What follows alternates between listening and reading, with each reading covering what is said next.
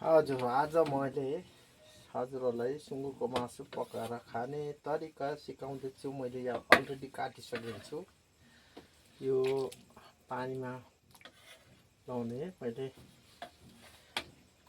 त्यहाँदेखि चाहिँ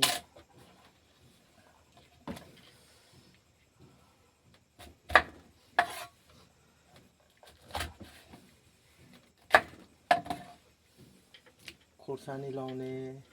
हजुर यसरी लामो लामो काटेर लाउने।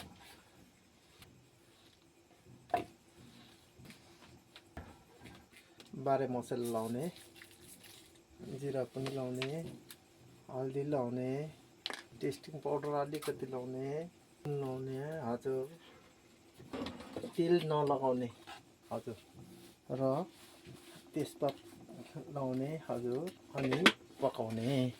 यसरी हजुरहरू पनि बोइल गरेर खाएर हेर्नुहोस् न कस्तो हुँदो रहेछ।